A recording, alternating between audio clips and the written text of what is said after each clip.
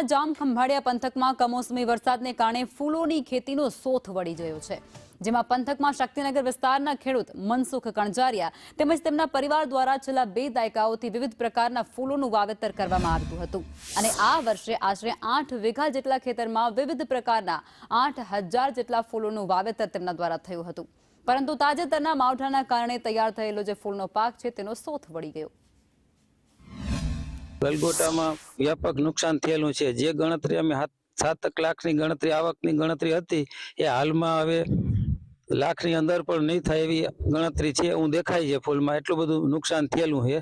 તો હવે આ ફૂલનું નુકસાન છે અને ફૂલની ખેતી તો છૂટક વેપાર છે, અન્ય કોઈ સરકારી યોજના લાગુ ન પડતી હોય તો સરકારને એટલી પ્રાર્થના છે કે અમારા માટે કાંઈ સહાયની યોજના લાગુ કરે અને અમને કાંઈક રાહત મળે। અમે અમારી વાડીમાં 7 થી 8 વીઘામાં ફૂલના રોપનું વાવેતર કરેલું હતું। તેમાં કુલ 7 થી 8000 પ્લાન્ટનું વાવેતર કરેલું હતું, પણ કમોસમી વરસાદના કારણે ઘણું બધું નુકસાન થયું। નકર અમને આશા એવી હતી કે આટલા વીઘામાંથી 7 થી 8 લાખની ઉપજ મેળવી શકત। આ વખતે અમે 7-8 વીઘામાં ફૂલની ખેતી કરી છે, પણ આ કમોસમી વરસાદના કારણે બધા ફૂલ ખરાબ થઈ ગયા છે। ગોટો, ગેલેરીઓ અને ગુલાબમાં બધેમાં ફૂલ નુકસાન આવ્યું છે। એટલે સરકારશ્રીને અપીલ છે કે આ કમોસમી વરસાદના કારણે અમે વીઘે લાખ રૂપિયાનું જે આવક હતી એ આ વખતે થશે નહીં।